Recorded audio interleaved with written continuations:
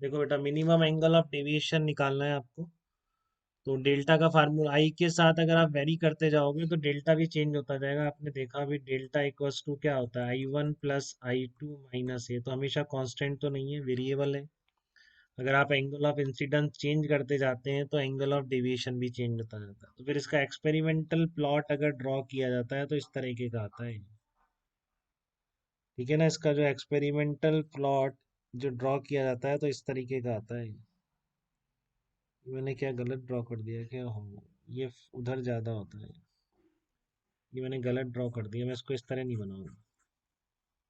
ठीक है ना, ये सिमेट्रिक प्लॉट नहीं होता है, ज़्यादा उधर शिफ्टेड होता है। तो मैं इसको ऐसे बनाऊंगा, इस तरह ऐसा होता है ये। इस तरह का एक्सपेरिमेंटल प्लॉट निकल के आता है। ठीक है ना, किसका? डेविएशन डेल्टा का और एंगल ऑफ इंसिडेंस का अगर प्लॉट, तो इधर देखो उठा हुआ है बेटा, सिमेट्रिक पैराबोला वाला नहीं, इधर ज्यादा फ्लैट है। इसकी यही सिमेट्री पे क्वेश्चन आ जाते हैं, बहुत आते हैं कि इधर ज्यादा शिफ्टेड है। तुम वो देख रही है ना। ठीक है, डेल्टा और आई का प्लॉट इस तरीके का आता है आपका। तो एंगल ऑफ डेविएशन का आई के साथ वेरिएशन आता है, तो आप देख रहे हैं बेटा, मिनिमम आ रहा है एक पर्टिकुलर एंगल ऑफ इंसिडेंस। ठीक है ना, एक तो ये आप अभी समझिए, एक्सपेरिमेंट निकल के आता है कि मिनिमम कब होता है, जब I1 इक्वल्स टू I2 हो जाता है। ये वो वाला पॉइंट है, जब angle of incidence and angle of emergence दोनों बराबर होंगे तब एंगल ऑफ डेविएशन डेल्टा क्या होगा, मिनिमम आ जाएगा आपका। ठीक है ना, और इस पॉइंट के अबाउट उधर शिफ्टेड रहता है। मतलब अगर यहाँ पे मैं बोलूंगा इधर इस तरह से, तो ये जो डिस्टेंस होगी, ये वाली डिस्टेंस अभी लिखाऊंगा भी, ये ज़्यादा होगी। ठीक है ना, जैसे अगर मैं बोल दूँ ये एक्स और वाई है, इस मिड पॉइंट से जहाँ पर मिनिमम है, तो ये y must be greater than x। तो y की वैल्यू क्या होती है आपकी, x से ज़्यादा होती है, इसलिए मैंने उधर जाता हुआ बनाया। सिमेट्रिक नहीं है प्लॉट। ठीक है ना, डेल्टा और उसका जो वेरिएशन है इंसिडेंस एंगल का, वो कुछ इस तरीके का आता है। तो मैं यहाँ लिख दूं कि एट मिनिमम डेविएशन क्या कंडीशन है, at minimum deviation I1 equals to I2। At mini तो हमेशा याद रखनी, मिनिमम डेविएशन कब होता है प्रिज्म में, इस तरह के, at minimum deviation I1 equal to I2 and maximum deviation, दोनों याद रख लीजिए आप। मिनिमम की ज़्यादा यूज होती है। और मैक्सिमम डेविएशन कब बोलते हैं, जब I1 equals to approximately pi by two होता है। दोनों में से कोई भी हुआ तो I1 पाई बाई टू या I2 पाई बाई टू। ठीक है ना, तो वो इसमें मैक्सिमम डेविएशन कहलाता है। डेल्टा की वैल्यू मैक्सिमम तब होगा। अपन उस पर नहीं जा रहे हैं, वो याद रखनी है आपको। ठीक है ना, कैलकुलस पे नहीं जा रहे, नहीं वही तरीका, और कैसे निकालेंगे मैक्सिमम मिनिमम। हम एक्सपेरिमेंटल जो रिजल्ट हैं, जो स्पेक्ट्रोस्कोपी बोलते हैं, इस तरह की चीज़ें निकालना। ठीक है, तो बस हम ये मान रहे हैं मिनिमम डेविएशन पर I1 इक्वल्स टू I2। अब इससे एक फार्मूला डिराइव कर रहे हैं जो आपको हमेशा याद रखना है मिनिमम डेविएशन का। ठीक है, तो जो बेसिक रिजल्ट्स हैं आपके उनको ध्यान रखिए। एक तो R1 plus R2 equal to ए, और एक ये डेल्टा। तो बेसिक रिजल्ट दोनों यहाँ लिख लेते हैं। R1 प्लस R2 ये पहले आ रहे थे, इसमें कोई मिनिमम डेविएशन का कोई रोल नहीं। ठीक है ना, 1 और 2 जो इक्वेशन है, इसमें कोई मिनिमम डेविएशन की बात ही नहीं है। मिनिमम डेविएशन की बात अब कर रहा हूँ पहली बार। ठीक है, तो देखो I1 equal to I2 implies क्या हो जाएगा, R1 इक्वल टू R2 हो जाएगा। कि ये बात समझ आ रही है आपको? चेक करिए एक बार, आती है कि नहीं। अगर I1 इक्वल टू I2 है तो ये R1 इक्वल टू R2 होगा। ये बात समझ में आ रही है क्या सब लोगों के? क्यों, स्नेल्स लॉ से mu sine I1 equal to क्या होता है, sine I1 equal to mu sine R1। और sine I2 equal to mu sine R2। दोनों सरफेसेस पे स्नेल्स लॉ लगा दिया मैंने, इस वाली सरफेस पर और इस पर। तो स्नेल्स लॉ लगा के क्या बोल रहा हूँ मैं, sine I1 equal to mu sine R1 और sine I2 equal to mu sine R2।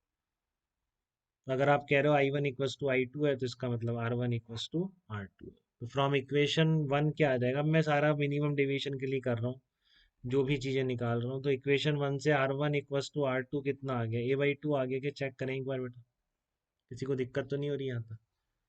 ठीक है ना, आपको मैंने याद करा दिया है कि मिनिमम डेविएशन कब होता है, जब I1 equal to I2, condition of minimum deviation in prism. ठीक है, तो अगर वो कंडीशन है तो फिर आपको डेल्टा मिनिमम निकालना है म्यू और रिफ्रैक्टिव इंडेक्स की टर्म में, कि पर्टिकुलर रिफ्रैक्टिव इंडेक्स म्यू के और पर्टिकुलर प्रिज्म एंगल में मिनिमम पॉसिबल डेविएशन कितना होगा लाइट का, वो निकालना है।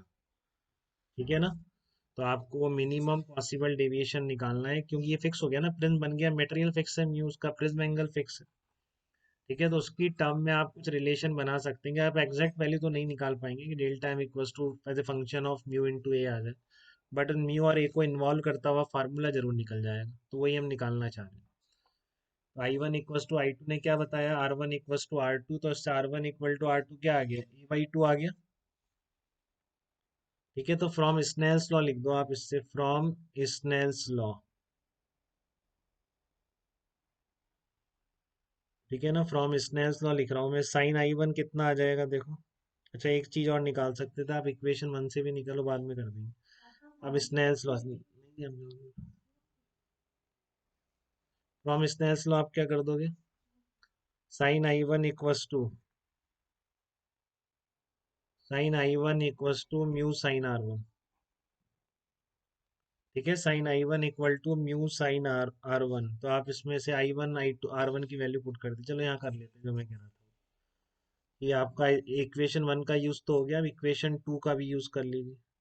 फ्रॉम इक्वेशन टू, अगर I one equals to I two है, तो आप लिख सकते हैं बेटा इससे, डेल्टा इक्वस टू क्या आ जाएगा, two I one minus A. I one कितना आ गया, डेल्टा, अब डेल्टा एम कह रहा हूँ, डेल्टा मिनिमम कर दिया मैंने यहाँ पहली बार, डेल्टा एम है, तो आई वन कितना आ गया, delta m plus A by two. R one equals to R two equals to A by two, और साइन आई वन कितना आ गया, delta m plus A by two. अब आपको चाहिए केवल डेल्टा एम रहे और म्यू और प्रिज्म एंगल रहे, तो इसलिए आपने स्नेल्स लॉ यूज कर लिया फर्स्ट सरफेस पर। ठीक है ना, इस पहली सरफेस पर आपने स्नेल्स लॉ यूज करके बोल दिया sine I one equal to mu sine R one. ठीक है, तो आई वन और आर वन की वैल्यू पुट कर देंगे इसमें। हाँ, तो आई वन की जगह क्या आ जाएगा आपका, साइन, बहुत दिमाग लगाता है, delta m plus A by two आ जाएगा। ठीक है, आई वन की जगह कितना आ जाएगा, sine delta m plus A by two equal to, R one की जगह क्या आ जाएगा, साइन ए बाई टू आ जाएगा। देखो आप यहाँ से,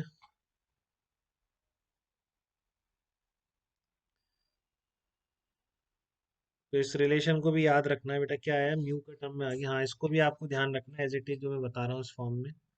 ये तीसरा रिलेशन है प्रिज्म का, जो याद रहना चाहिए, उस वक्त टाइम नहीं होता कि आप निकालें, delta m plus A by two upon sine A by two, ये प्रिज्म एंगल रिफ्रैक्टिव इंडेक्स और उस प्रिज्म के मिनिमम पॉसिबल डेविएशन में रिलेशन है। ठीक है, mu equal to sine delta m plus A by two upon sine A by two. अब यहाँ पर पहली बार, अब तक ये जनरल है, कोई थिन प्रिज्म 60 डिग्री का प्रिज्म हो, 30 डिग्री का प्रिज्म हो, 5 डिग्री का प्रिज्म हो, सब जगह वैलिड है। बट अब जो मैं थिन प्रिज्म अप्रोक्सीमेशन लगा रहा हूँ, ये 4 to 5 डिग्री तक होगा, वो आपको दे देगा हमेशा। ठीक है ना, कि टू टू 2 डिग्री का प्रिज्म है, 4 डिग्री का है, 7 डिग्री का है, इस यहाँ तक देखेगा, इसके ऊपर नहीं देखेगा कि थिन प्रिज्म का अप्रोक्सीमेशन लगे। 2 डिग्री 4 डिग्री बहुत कॉमन है। ठीक है ना, तो वही मैं, थिन प्रिज्म का मतलब यही है, angle of incident capital A बहुत स्मॉल है, तो अगर आपको 30 डिग्री दिया हुआ और अब फिर आप ये वाला फार्मूला लगा रहे हैं, तो फिर गलत कर रहे हैं आप। ठीक है ना, अगर आपको थिन प्रिज्म दिया हुआ है और अगर आप ये वाला फार्मूला लगा रहे हैं, हाँ बोलिए बेटा। सर 7 डिग्री तक लगा सकते हैं ये वाला फॉर्मूला, हाँ, 5 5 to 7, अब स्ट्रिक्ट रूल नहीं लिखा हुआ है कहीं पे बेटा। ठीक है ना, बल्कि 7 भी नहीं देता है, उसको लगवाना होता है तो 4 5 डिग्री का प्रिज्म देता है, वहां तक लगा सकते हैं। ठीक है ना, बट 30 डिग्री दिया हुआ है, 60 डिग्री, 45 डिग्री जनरल प्रिज्म ये है, तो फिर आप बिल्कुल नहीं लगाएंगे ये वाला। ठीक है ना, तो ये आपका बहुत स्मॉल है, जब 2 डिग्री 4 डिग्री इस तरह का है तो ये बहुत स्मॉल हो जाएगा। तो उस केस में आप ये कर देते हैं कि साइन ए बाई टू को भी आप क्या रिप्लेस कर देते हैं, ए बाई टू से रिप्लेस कर देते हैं। ठीक है ना, और आपके डेविएशन इतने ज़्यादा होते नहीं है कभी भी कि बहुत ज़्यादा डेविएशन हो जाए, तो इसलिए आप इसको भी साइन, इसको भी आप रिप्लेस कर सकते हैं delta m plus A by two से। ठीक है ना, तो एज बहुत छोटा होने की वजह से मैंने दोनों को, a by sine A by two को ए बाई टू रख दिया, और sine delta m plus A by two को delta m plus A by two रख दिया, तो देखिए म्यू क्या निकल के आ जाता है। तो ये थर्ड फार्मूला था बेटा, है ना, रिमेंबर वाला, ये थर्ड फार्मूला था, पहले दो थे, ये आपका रिमेंबर वाला तीसरा था, चौथा बस आ रहा है, तो ये फोर्थ तो आपको याद ही रखने हैं। चौथा ये निकल के आ रहा है आपके सामने, देखो, म्यू इक्वल टू कितना आ गया, delta m plus A by two divided by a/2। देख लो इससे मिनिमम डेविएशन क्या निकल के आ गया, इससे मिनिमम डेविएशन निकल के आ गया μ-1 × ए। ठीक है, तो ये चार फार्मूले ध्यान रखने हैं, बट इसमें ध्यान रखना है ये जो मिनिमम डेविएशन है μ-1 × ए हमेशा थिन प्रिज्म के लिए, बट हम बहुत बार यूज करेंगे इसको, ये अपने बहुत वाइडली यूज होगा। बट ध्यान रखिए 30 डिग्री 60 डिग्री प्रिज्म में नहीं लगाएंगे इसको, फिर आपका यही फार्मूला वैलिड रहेगा। ये हमेशा वैलिड है मिनिमम डेविएशन के लिए, इसमें कोई अप्रोक्सीमेशन नहीं है कि थिन प्रिज्म कुछ हो। ठीक है ना, थिन प्रिज्म अप्रोक्सीमेशन वाला ये फार्मूला है, delta equals to μ-1 × a. Clear है यहाँ तक बात आपको?